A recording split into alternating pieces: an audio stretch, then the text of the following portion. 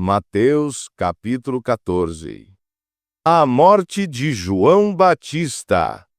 Naquele tempo, Herodes, o tetrarca, ouviu falar da fama de Jesus e disse aos seus servos: Este é João Batista. Ele ressuscitou dos mortos, e por isso os poderes miraculosos estão operando nele. Pois Herodes tinha prendido João, amarrado e colocado na prisão por causa de Herodias, mulher de seu irmão Filipe, porque João lhe dizia: Não é lícito que você a tenha como esposa. Embora Herodes quisesse matá-lo, temia o povo, pois consideravam João como um profeta.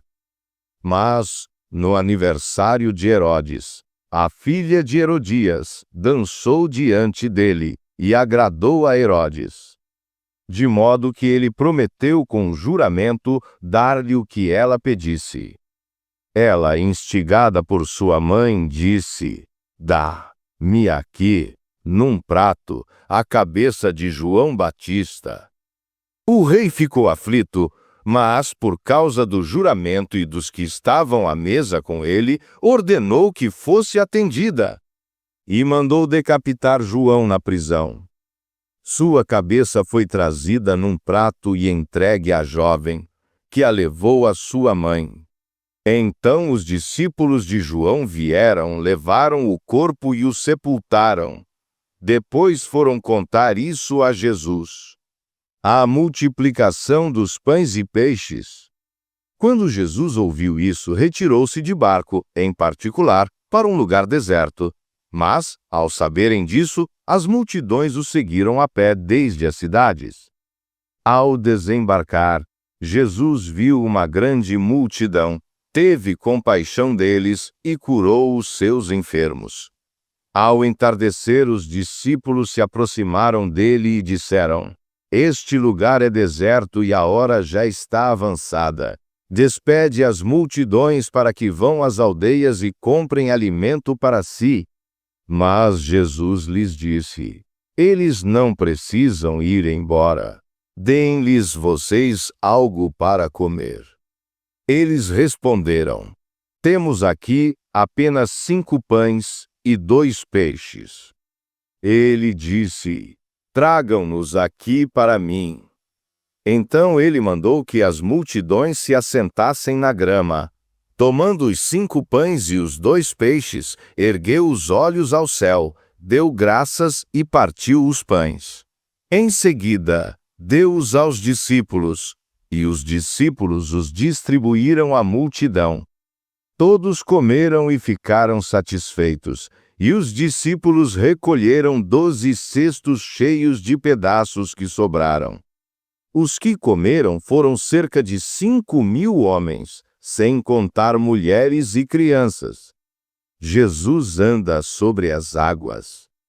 Logo em seguida, Jesus insistiu com os discípulos para que entrassem no barco e fossem adiante dele para o outro lado, enquanto ele despedia as multidões. Depois de despedir as multidões, subiu ao monte para orar a sós. Ao anoitecer, ele estava ali sozinho.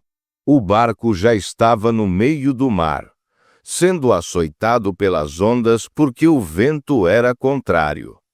Na 4ª vigília da noite, Jesus foi até eles, andando sobre o mar. Quando os discípulos o viram andando sobre o mar, ficaram aterrorizados e disseram: É um fantasma! E gritaram de medo. Mas imediatamente Jesus lhes disse: Tenham ânimo, sou eu, não tenham medo. Então Pedro respondeu: Senhor, se és tu, manda-me ir até onde estás, por sobre as águas. Ele disse: Venha. E Pedro, descendo do barco, andou sobre as águas e foi ao encontro de Jesus. Mas, ao reparar no vento forte, ficou com medo e, começando a afundar, gritou: Senhor, salva-me! E imediatamente Jesus estendeu a mão, segurou-o e disse: Homem de pouca fé, por que duvidaste? Quando eles entraram no barco, o vento cessou. Então os que estavam no barco o adoraram, dizendo: verdadeiramente tu és o Filho de Deus. Jesus cura em Genezaré. Depois de atravessarem o mar, chegaram à terra de Genezaré.